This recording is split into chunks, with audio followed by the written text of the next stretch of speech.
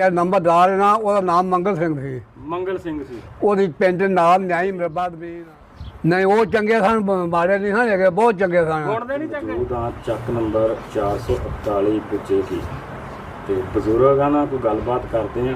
ਇੱਥੇ ਦੇ ਪੁਰਾਣੇ ਪਾਰਟੀਸ਼ਨ ਤੋਂ ਪਹਿਲੇ ਦੇ ਬਜ਼ੁਰਗ ਇਸੇ ਪਿੰਡ ਦੇ ਵਸਿੰਦੇ ਸੀ। ਅਸਲਾਮ ਵਾਲੇਕਮ।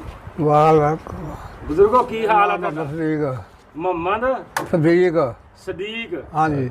ਅੱਛਾ ਬਜ਼ੁਰਗੋ ਕਿੰਨੀ ਉਮਰ ਹੋ ਗਈ ਆਪਣੀ? ਉਮਰ 52 53 52 53 ਸਾਲ।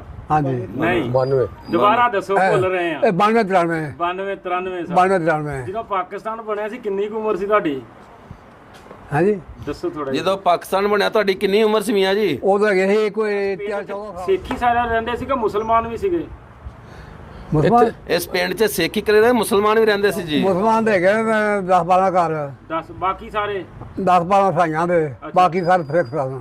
ਸਿੱਖ ਸੀਗੇ। ਆਹੋ। ਅੱਛਾ ਤੇ ਜੋ ਹਿਜਰਤ ਹੋਈ ਇੱਕ ਹੈ, ਤੁਸੀਂ ਪਹਿਲੇ ਇੱਥੇ ਹੀ ਰਹਿੰਦੇ ਸੀ ਉਦੋਂ? ਇੱਕ ਘਰ ਖੱਤਰੀਆਂ ਦਾ ਸੀ, ਇੱਕ ਘਰ ਬਾਹਮਣਾਂ ਦਾ ਸੀ। ਜੀ ਤੁਸੀਂ ਪੁੱਛਿਆ। ਤੁਸੀਂ ਇੱਥੇ ਪਹਿਲੇ ਕਹਿੰਦੇ ਪਹਿਲੇ ਦੇ ਰਹਿਣ ਵਾਲੇ ਹੋ ਇੱਥੇ ਵੀ? ਅਸੀਂ ਪਹਿਲੇ ਰਹਿਣ ਵਾਲੇ ਆ, ਤੁਸੀਂ ਵਸਿੰਦੇ ਹੋ ਇੱਥੇ? ਪਹਿਲੇ ਰਹਿਣ ਵਾਲੇ ਆ। ਅੱਛਾ ਅੱਛਾ। ਇੱਥੇ ਦਾ ਲੰਬੜਦਾਰ ਕੌਣ ਸੀ? ਨੰਬਰਦਾਰ ਦਾ ਮੰਗਲ ਸਿੰਘ।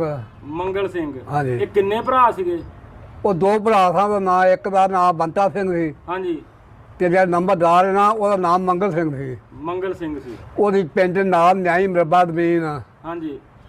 ਪਿੰਡ ਦੀ ਚੜ੍ਹਦੀ ਗੁੱਠੇ ਜੀ। ਮਰਬਾਦ ਮੀਨ ਸੀ ਉਹਦੀ। ਮਰਬਾ ਜ਼ਮੀਨ ਸੀ। ਤਗੜਾ ਸੀ ਸਿੱਖ? ਬਹੁਤ ਚੰਗਾ, ਬਹੁਤ ਤਗੜਾ ਜਵਾਨ ਸੀ। ਜਵਾਨ ਸੀ। ਹਾਂਜੀ, ਸ਼ੇਰਮੰਦ ਸੀ, ਕੱਦ ਦਰਮਿਆਨਾ ਸੀ, ਕੱਦ ਦਰਮਿਆਨਾ ਸੀ, ਅੱਛਾ।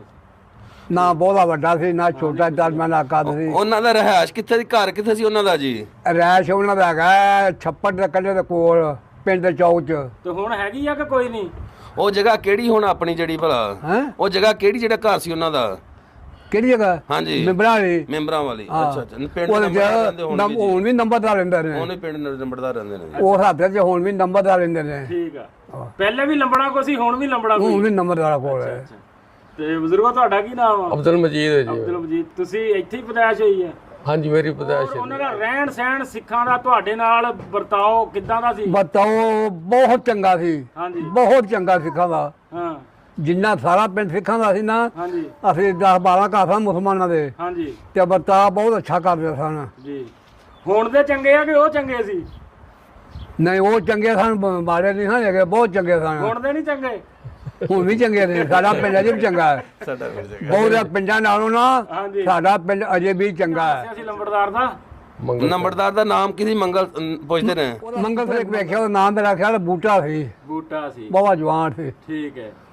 ਕੱਲਾ ਮੁੰਡਾ ਸੀ ਉਹਦਾ, ਜੀ ਜੀ ਉਹਦਾ ਨਾਮ ਬੂਟਾ ਸੀ। ਜੀ।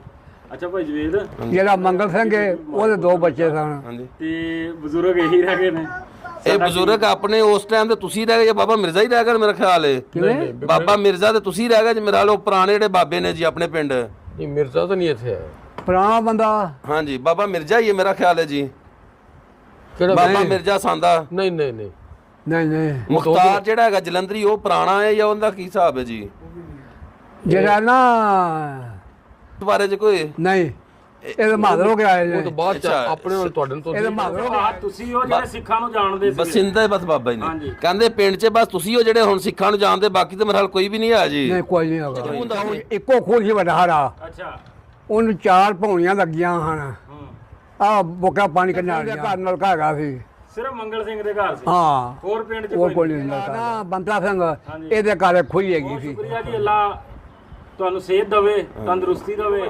ਸ਼ੁਕਰੀਆ। ਠੀਕ ਆ ਬਜ਼ੁਰਗ, ਅੰਮਾ ਮਿਹਰਬਾਨੀ ਜਨਾਬ। ਤੁਹਾਡਾ ਨਾਮ ਮੈਂ ਭੁੱਲ ਗਿਆ। ਅਬਦੁਲ ਮਜੀਦ ਅਬਦੁਲ ਮਜੀਦ ਸਾਹਿਬ, ਹਾਂਜੀ। ਬਹੁਤ ਸ਼ੁਕਰੀਆ।